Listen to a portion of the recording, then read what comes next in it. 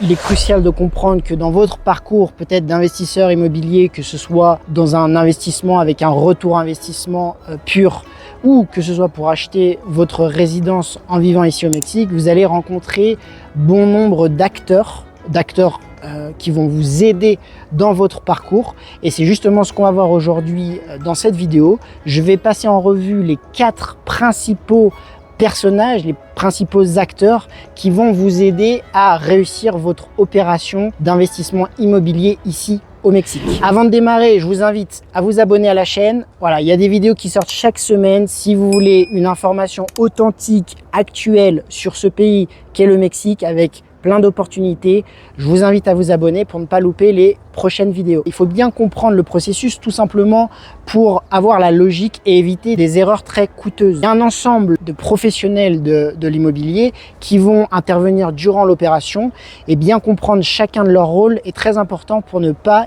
se faire avoir déjà et pour éviter toutes les erreurs qui pourraient engendrer des conséquences financières très graves. Alors c'est parti, on commence directement avec l'acteur principal. Le premier point de contact, je dirais, lorsque vous vous intéressez à l'immobilier au Mexique, c'est l'agent immobilier. Alors je suis bien placé pour en parler tout simplement car j'ai obtenu ma certification d'agent immobilier ici au Mexique après surtout de nombreuses années d'expérience dans l'immobilier derrière moi. Voilà, je vais pouvoir vous donner un panorama complet de cette profession ici au Mexique. Le premier point à mentionner, c'est que vous devez absolument vous faire accompagner par un agent certifié.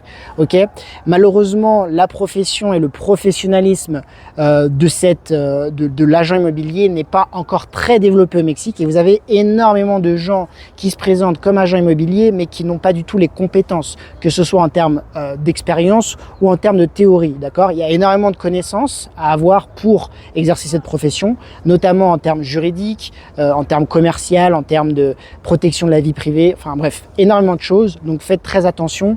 Je peux vous recommander notamment l'organisme AMPI, ok, moi c'est l'AMPI qui m'a délivré mon certificat d'agent immobilier, c'est notamment l'association donc des professionnels de l'immobilier, c'est l'association qui régit cette profession et donc c'est très important de toujours vérifier que votre partenaire conseiller agent immobilier appartient à ce réseau. Alors ensuite, pourquoi utiliser un agent immobilier? Tout simplement car il représente un petit peu votre guide local, votre guide sur place, que ce soit parce que vous souhaitez investir un petit peu à distance, donc ça va déjà être votre point de contact sur place, et puis ensuite, même si vous êtes sur place, il va vous guider, ok, à travers le marché immobilier, à travers les opportunités qui s'offrent à vous, à travers les erreurs à ne pas faire. Il a tout simplement l'information la plus actuelle qui soit, d'accord, tous les jours, par exemple.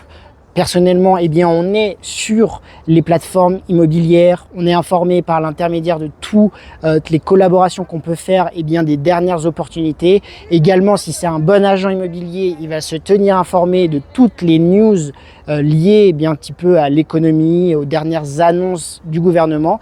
Et donc tout ça, finalement, ça fait un petit cocktail qui est très intéressant pour vous transmettre toute la connaissance et pour pouvoir vous accompagner de la meilleure des manières. Allez, le deuxième acteur, c'est l'avocat. Alors l'avocat, c'est pas quelque chose d'obligatoire, c'est quelque chose de conseillé dans plusieurs situations. Alors la première situation, ça va être notamment lors d'un achat dans la zone restreinte. Vous n'êtes peut-être pas sans savoir qu'il y a une zone restreinte au Mexique pour les étrangers qui correspond à la zone à 50 km de la côte et à 100 km des frontières. Dans ce cadre-là, vous ne pourrez pas détenir directement la propriété. Vous devrez passer soit par une société mexicaine, soit par un fideicomiso. En règle générale, vous allez pouvoir utiliser les services d'un avocat dans ce cadre-là pour vous faire accompagner. Au-delà de ça, l'avocat pourra vous aider sur un type d'opération qui peut être complexe, qui implique certainement peut-être une association, voilà, si vous êtes plusieurs associés, ou si l'opération en elle-même pose quelques problématiques juridiques. Et puis de manière générale, ça peut être un partenaire à long terme pour votre patrimoine et puis pour votre développement patrimonial au Mexique. Une astuce importante, c'est que les avocats, comme ils traitent très souvent avec les administrations mexicaines ou avec en tout cas des personnes proches du gouvernement, eh bien ils ont un petit peu ces trucs et astuces qui vous font pas mal gagner de temps des fois. Donc Investir dans un avocat, parfois, c'est plutôt rentable puisque vous gagnez pas mal de temps, vous savez exactement vers où vous dirigez. Donc voilà, c'est quelque chose à considérer. Allez, troisième acteur majeur, le notaire, el notario publico. Et donc là, si vous êtes français, eh bien, vous êtes un petit peu dans un territoire un peu connu, d'accord? C'est pas pour rien d'ailleurs, puisque en fait, le droit mexicain, le code civil mexicain est directement inspiré du code civil napoléonien, d'accord? Le code civil français. Donc vous avez énormément de similarités. Et donc le droit implique ici au Mexique, le passage devant notaire pour toutes les transactions immobilières. Son rôle, tout simplement, c'est d'assurer la sécurité et la légalité de la transaction. Il va s'occuper un petit peu de vérifier l'historique du bien. Il va s'assurer d'enregistrer le bien auprès du registre public. Donc voilà, il va faire un travail vraiment de fond sur vérifier toutes les problématiques liées à la propriété. C'est une sécurité pour l'acheteur, pour le vendeur, pour tout le monde. C'est une profession réglementée, contrôlée par l'État. Donc, c'est vraiment un acteur très important. Le notaire peut être choisi librement, ok, ça fait partie de la loi, ça fait partie des choses. D'ailleurs, point pour faire le lien avec un agent immobilier, l'agent immobilier ne peut en aucun cas vous imposer un notaire. Personne ne peut vous imposer un notaire. Si vous voulez utiliser votre propre notaire, vous utilisez votre propre notaire. Personne ne peut vous imposer quoi que ce soit là-dessus. C'est quelqu'un qui doit vous défendre, c'est quelqu'un qui doit défendre vos intérêts.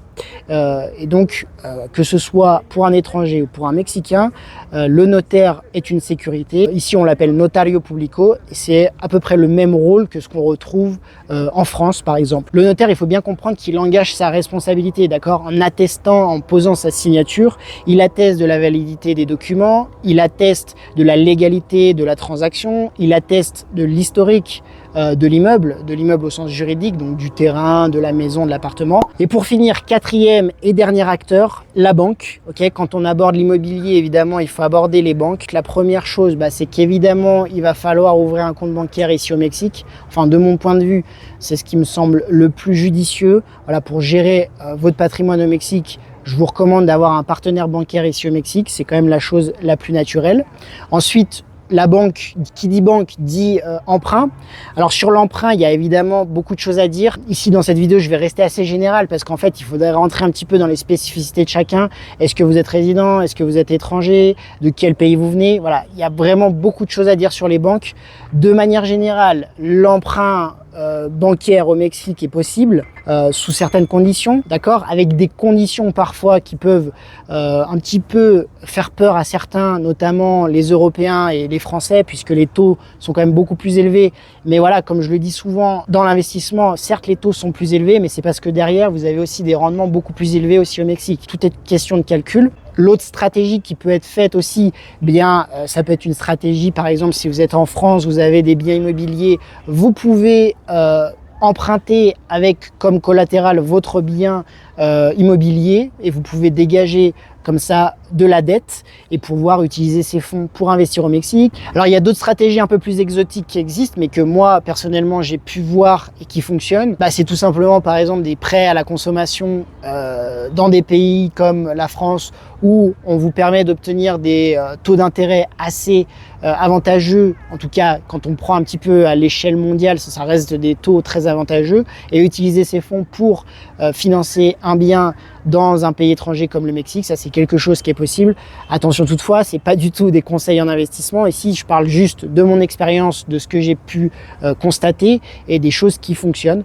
Encore une fois, chacun est libre de faire ce qu'il souhaite et puis surtout de bien mesurer les risques derrière. Mais voilà, c'est juste pour vous donner quelques pistes. Le financement est possible. Je suis pas en train de dire que c'est simple, mais peut permettre de faire du levier.